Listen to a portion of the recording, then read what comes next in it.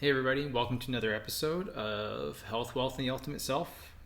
We are here today and we're going to talk about weight and weight loss and why it may be not so easy for someone, even though you're doing everything right.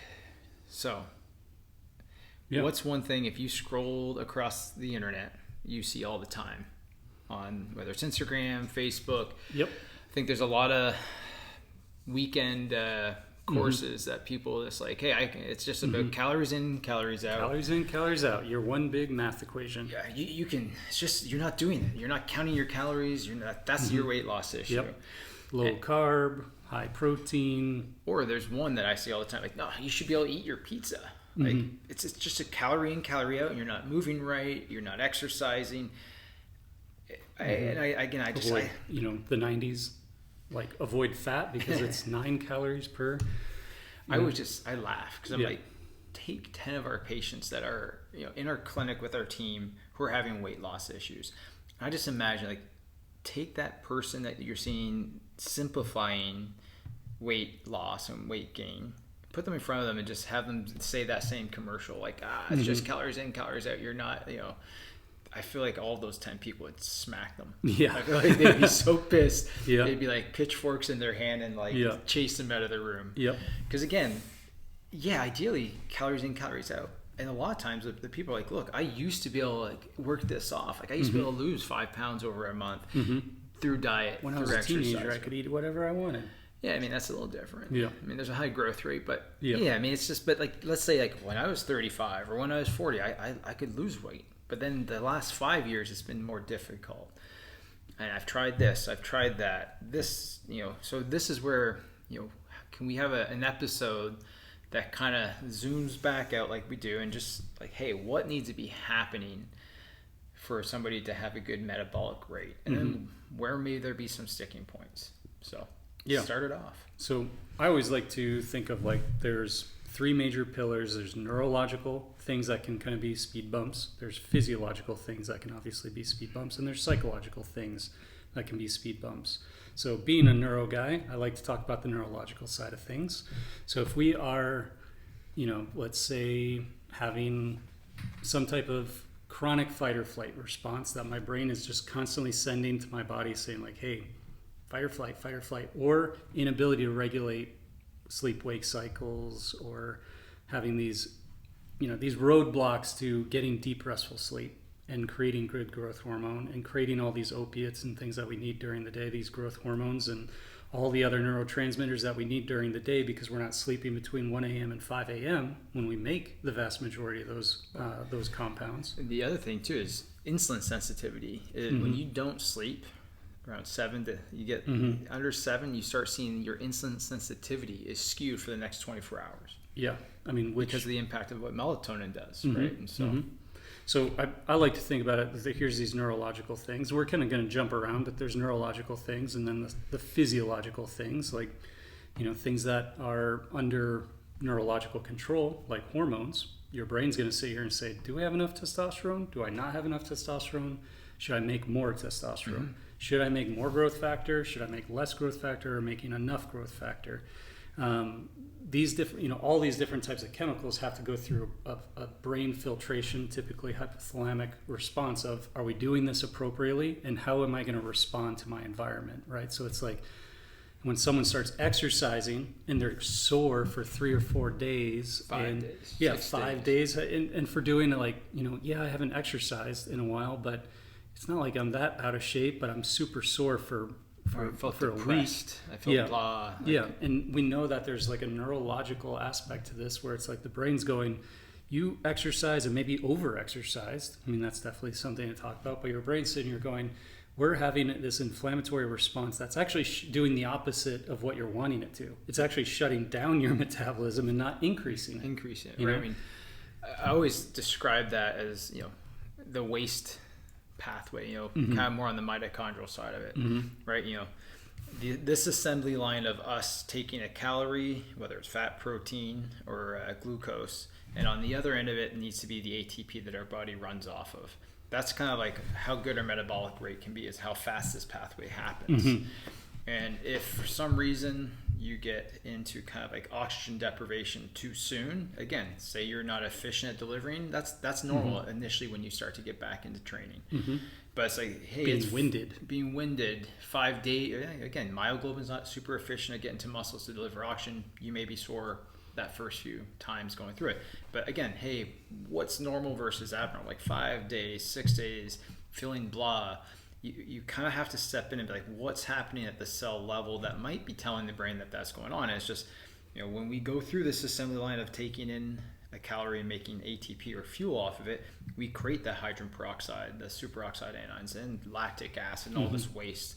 And we also have to have an antioxidant system that needs to come in and clean that waste up. And if we're already compromised in that department because we've been somebody might have been metabolically challenged for 2 or 3 years before they try to get back on the exercise regimen, or they've had inflammation persisting for a while, then that's who also may overwork out and overtrain initially and have the bad response. And then they just like, I just got to keep on doing it. Doing what? Push through. Keep on creating more of this inflammatory response. So and that's where kind of the physiological side of things is like, that's one way of having an inflammatory response, but there's a million other ways of having inflammation, right? Like food we're putting in. If we're having something that's causing an immune reactivity, maybe that's the problem. Whoa. You're telling me I can't just eat less of the bad food and lose weight? Unfortunately, I'm going to eat 700 calories of Oreos. And I'm still expecting, I want to lose weight if I'm burning 1,500. Why am I not at work? I wish it worked that way, but unfortunately it's, there's a difference in nutrient density, and this is one of the big problems I think people have is like, I'm just going to cut down my nutrients, but food nowadays tends to have less nutrients to begin with, which like runs the assembly line of your burning rate, really. Exactly, like vitamins and minerals and trace minerals, these things that we can only get from good wholesome food. Chromium's important for my insulin sensitivity. A little bit. A little bit, but where am I getting that chromium from? Is it coming from Oreos? That's what the fools on the internet say. You can eat what you want as long as you're in a calorie deficit. Like that's their whole message. Where they, again, it's it's infuriating. So these nutrient deficiencies, I think, plays a big role in that. And when people get their lab work done, it's like, oh wow, I've got iron deficiency and a B vitamin deficiency and a magnesium deficiency, and I've got all these other signs of deficiencies. Alkaline phosphatase being low, and that's oftentimes induced by a zinc deficiency or some problem with your copper and zinc ratios. There's high stress. Basically metabolic stress, like detoxification problems, high viral loads. Like there's all these different things that can cause these inflammatory responses and induce that neurological kind of like, hey, let's conserve. Right? Let's not have a fast metabolism. Let's conserve everything so that I can live longer in this fight or flight reaction. Get through this threat. Like that's, which again is an intelligent response from the brain. It's like, hey, look, it perceives whether it's a chemokine or an inflammatory response to, again, initiate a conservation model, or you're just high stress. Like again, the other aspect too, like, you're going to see more dysrhythms in glucose and insulin, and again, which starts to mess with and lead to metabolic syndrome in itself as well. So going back to the Oreos, so not only are they horrible in terms of like delivering nutrients, but they're inflammatory. What's the pesticide? Like, what's the glyphosate content in those? Which again is going to beat the snot out of your mitochondria, which burns 90% of takes in and generates 90% of your ATP production from the calories you consume. We know pesticides hit our mitochondrial pathways pretty heavy. But then just on the aspect of like, are you having reactions from a food standpoint? Are you having leaky gut? Are you having like GI barrier issues, which starts this like ramp up of inflammation from the food you eat? The biome aspect of things, like and the microbiome. Was Arizona State University study where they did fecal transplant into the mouse study? Basically poop transplanted from a healthy mouse into a obese mouse. Or no, there's obese mouse transplant to two groups of lean mice. Right? No, you go ahead. So now you're getting me. Because I thought they took like obese mice, they transplanted the feces into a group of lean mice, And then they had a group of lean mice, fed them the same diet. Even though they're eating the same diet, the one that had the fecal transplant from the obese mouse group, even though they're on the same diet, they became obese from just the fecal transplant, is what they alluded to. I thought basically saying like the bacteria was causing them to Correct. become obese, not the foods that they were eating, because the food stayed the exact same. For some reason, I thought it was the opposite. Maybe take a look at that. We can look into I it. thought they were taking fecal transplant from normal weight mice and putting it in obese mice, and they were seeing a weight loss. Because I thought that's what They they might were have done trying that to do. study too. Yeah. I thought There's probably a study both ways, because if they show one, you probably can show the other. you would think. Yeah, because I thought that was for like, they were thinking about doing fecal transplants for morbidly obese humans and seeing if there was a change. Check into that. So the inflammatory response from a physiological perspective and environmental perspective and biotoxin perspective, just bad mitochondrial function, and then psychological too. Like we can't kick that out of the way, because what does stress hormone do? Right? It's like there's a bunch of different stress hormone. Everyone thinks cortisol, but it's kind of like the bigger, stronger, more aggressive version that is epinephrine, right? And what I tell people a lot of times when you're running on this stress hormone epinephrine has a prevalence to want to break down muscle as opposed to fat, right? So like instead of breaking down fat when I'm in a starvation mode, I'm going to start breaking down protein. My muscles will start to shrink instead of my fat. And here's one interesting thing that I see. So you're pretty now frequently. skinny fat. Skinny fat, yeah. Unfortunately, like becoming a fairly popular thing. So in the middle of the night, when we're having these blood sugar fluctuations and we start getting these epinephrine increases in the middle of the night, that's people who wake up between usually right around 3 o'clock in the morning, can sliding scale, but somewhere between 1 and 5 a.m. They've been fasting long enough. They've been fasting long enough where their cortisol is kind of like, trying to I raise can't up. do this anymore, and it dips. Their fasting glucose dips. Epinephrine comes in to save the day, so we don't go into a hypoglycemic coma, which is nice. Epinephrine lifts it up, and this is like bad dreams oftentimes. Like people wake up like, Oh, I got that was a crazy nightmare. Now my heart's beating. heart's racing. I'm sweating a little bit. Yeah. When in reality, it's like a neurological justification for what's happening physiologically. Right? It's like that epinephrine increasing is causing the bad dream, not the bad dreams causing the epinephrine. A lot of people, could be the other way around. But what's ending up happening is in the middle of the night, we're using that epinephrine to basically break down our muscle, and oftentimes epinephrine will And the glycogen around it too. Yeah, epinephrine will over break down that protein or that glycogen and increase your blood sugar. And then where's that blood sugar got to go? I mean, it goes right into fat cell. So we're kind of getting fatter. So on a lab standpoint, you may see triglycerides are creeping up, because again, it tells us instead of you using it as a fuel source, you're actually like trying to generate more and just pack more into adipocytes or fat. Yeah. I mean, you'll also see again, we can go into some lab stuff after, but again, that's a very common picture. You also see a adiponectin, a hormone that your fat cells should secrete to be saying, hey, look, you're fasting, come after me. Yep. The worse you get in this metabolic, shitstorm, almost it's called, is like you actually see adiponectin starts to get suppressed, even though it should be like recruiting itself to be a metabolic fuel for you. And those are where people get incredibly frustrated, because they're like, man, I don't get it. And then what if that same person having this like anxiety, stress response is like, look, I saw this guy or this lady on the internet and she said intermittent fasting is going to be the best thing since sliced bread for me. Yep. What's that going to do for their fasting hormones? I mean, it's just going to absolutely tank. It's just like, I used to like to patients, it's like taking a small fire. You're just going to take some gasoline. Do you want to like be around to see the response? No. Yeah. It's probably going to puff up in your face. Yeah. This is where intermittent fasting is interesting, because people come in all the time. I started intermittent fasting and I've actually gained weight. And it's like, okay, so you're also doing calorie deficit. You're doing intermittent fasting where you're doing 16, 18, 20-hour fasts, and you're gaining weight? Like how, if you were a calorie in, calorie out kind of person, like Again, the math would add up. But in this case, it's like I'm decreasing my calories by several hundred a day. I'm only eating between like 1 and 6 in the afternoon, and I'm gaining weight. Or I'm not seeing any weight loss, but now my brain can't work. Yeah. Now I'm needing naps, and now I'm having a hard time staying asleep, and now I'm seeing like these adrenal issues.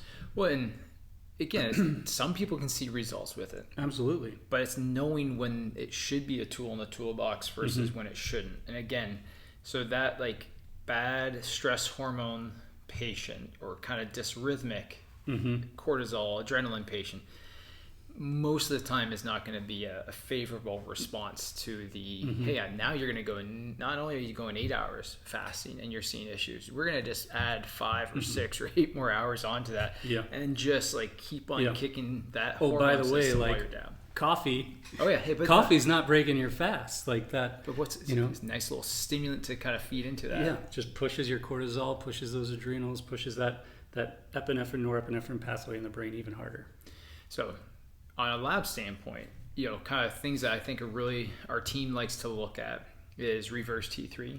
Absolutely, yeah. A fasting cortisol is important because again, you know, if you're over fasting, one of the signs you may start to see is reverse T3 is going to creep up. And again, that may, you know, reverse T3 is an inactive thyroid metabolite that, again, you're seeing an increase because it's trying to, you know, compete with thyroid receptors to blunt your metabolism versus active hormone. And so one of the markers I never see people really do a ton of, unless you're really kind of trying to be very fine-tuned, is looking at your free T3 to reverse T3 ratios. That should be greater than 20. And what you start to see is somebody has like a free T3 of 2.7 that is functionally low. You'll see their reverse T3 go functionally high into like the low 20s, which crashes their free T3 to reverse T3 ratio to like 11. And you're like, oh, I don't know why. Like I can't, my metabolic rate's being slowed down. Like, yeah, because the thyroid is not able to talk to the cell to tell it to function. On top of what is cortisol doing to receptor activity, it's slowing it down. Stress hormone is going to dampen that interaction. Absolutely, yeah. So you're basically taking a race car engine and basically saying like, let's just turn the ignition off. Yep. Yeah, and it's, so there's, you know, stress hormone, cortisol. I mean, we talked about the inflammatory, like the cytokine potential downstream response from the Oreos, even though you're in a calorie deficit, or the pizza that you might have sensitivities or food reactions to. Even those inflammatory cytokines will dampen our receptor site activation. And then also from a hypothalamus standpoint, can also start to dampen hormone regulation, those inflammatory cytokines, which again, you can see how this thing can become very cyclic and like you get trapped.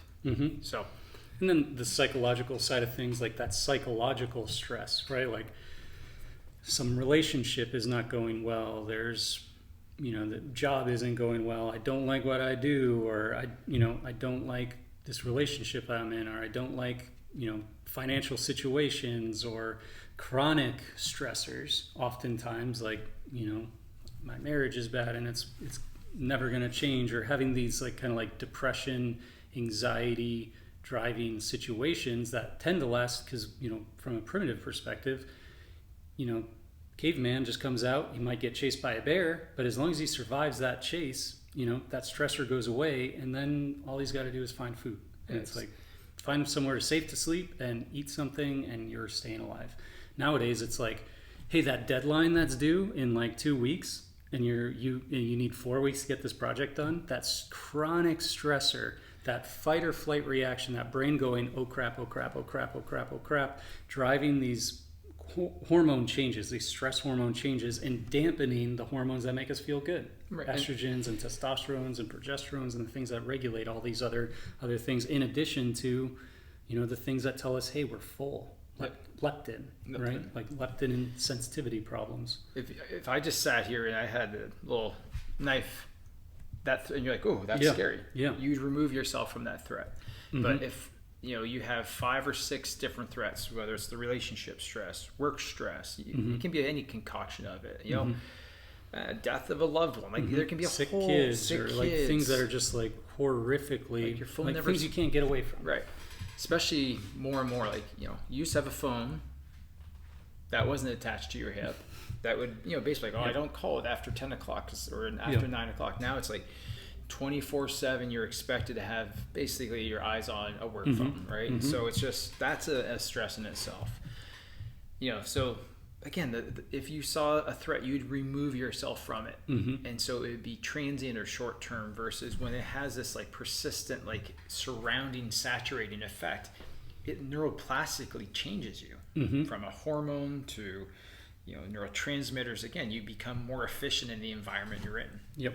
Yeah. And I mean, even taking it further, like social media in particular, like that dopaminergic pathway that we're just dumping when it's like, here's an image, here's an image, here's an image, here's an image, and we're driving that dopaminergic pathway. Well, that dopamine's got to go somewhere. And now all of a sudden at 1 o'clock in the morning, we're wide awake because we've been scrolling since, we try to go to bed, or we scrolled for an hour before we went to bed. And now it's like, now we don't get into deep restful sleep.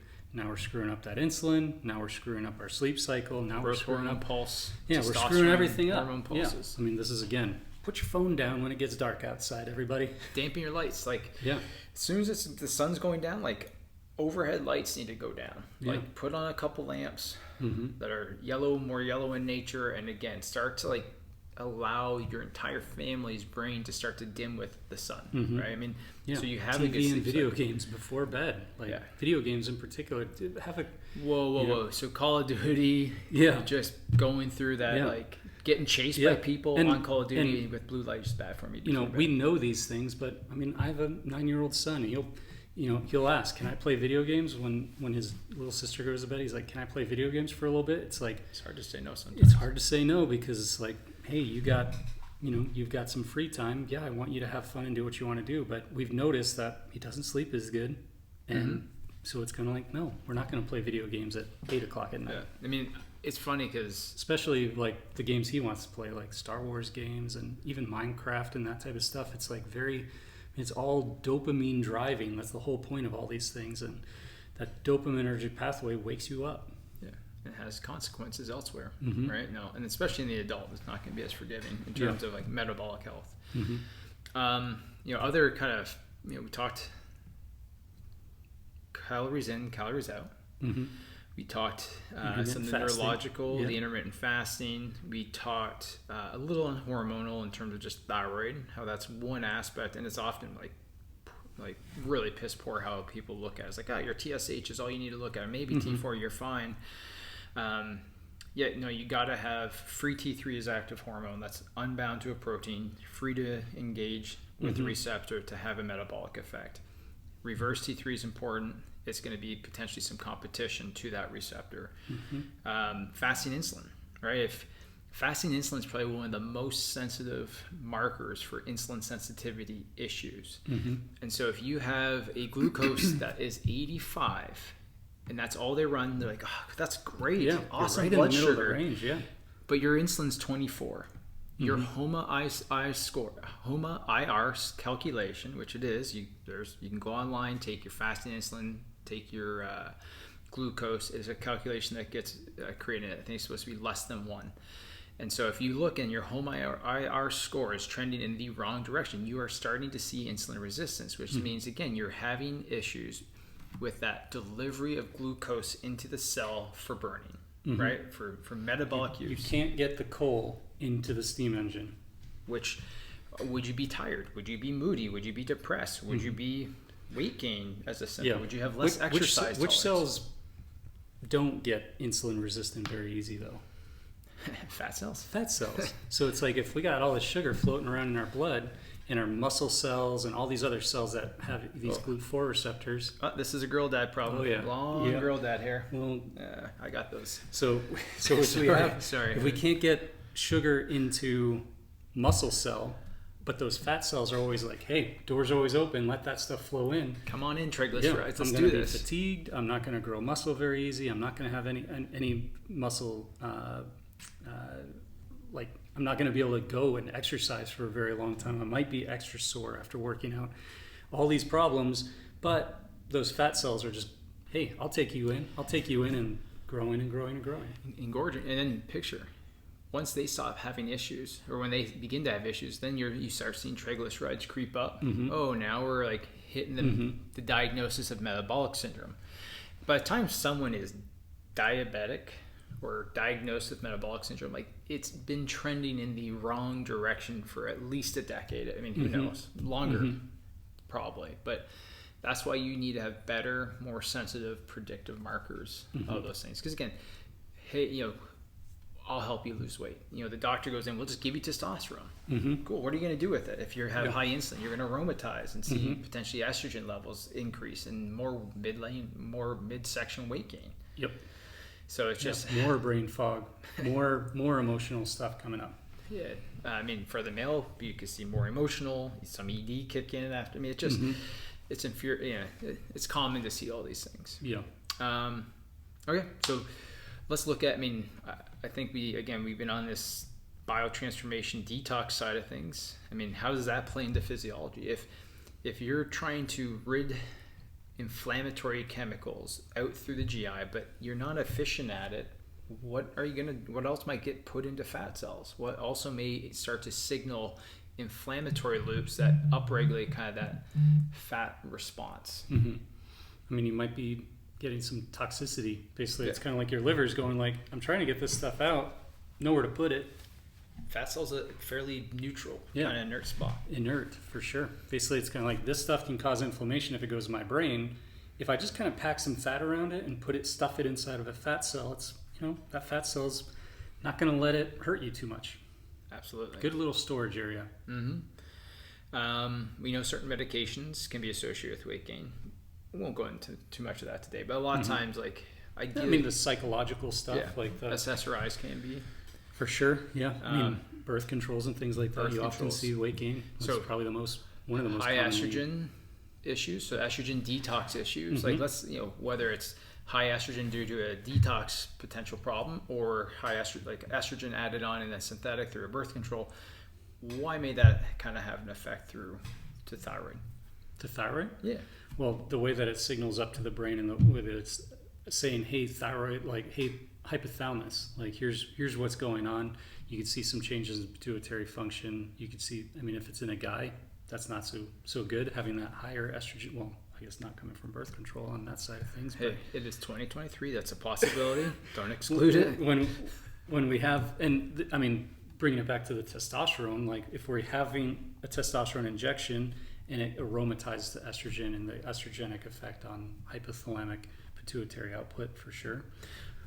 I was kind of, the other thing I was thinking is like your sex hormone binding globulin, your thyroid binding globulin is going to get pulled up together. Yeah. So what's going to happen, unfortunately, is your free hormone's going to potentially dip. And this is really common. Very common. Actually really common. So that's also why another lab marker to look is sex hormone binding globulin. Your thyroid, can you let go of the hormone so it can have a conversation with the cell that's about metabolism? That's where you can see a surplus of estrogen and different, even chemicals can have an impact, right? Whether, a lot of times you may see on the lab standpoint, if you look at total proteins, you may see total proteins like globulins creeping above 2.4. You may see albumin going high because albumin wants to bind various toxins and hormones as well. So those are other ways to extrapolate that information. High total protein. High total protein are really, again, trying to be like, why might that be high? Is it an intelligent response to try to trap and kind of bind something that is, it's better to hold on and kind of try to minimize its effect versus let it be liberated and be damaging to better tissue. to have the criminal sitting in the back of the cop car than it is to let that criminal run around the neighborhood. Yes. That's a whole other conversation, but let's go through that. So if we have that criminal or that taxiing out, right? Whether, and this is again going in, I'm thinking from a GI standpoint now. Now you're constipated. We talked a little bit about this on the not a little bit, a decent chunk, a decent and amount. with the estrogen, women's hormone. So now you, like the person who's trying to lose weight doesn't go to the bathroom, they poop every 3 or 4 days. Is that a problem? It always is a problem to not be going to the bathroom every day. It's never normal? It's never normal. Okay.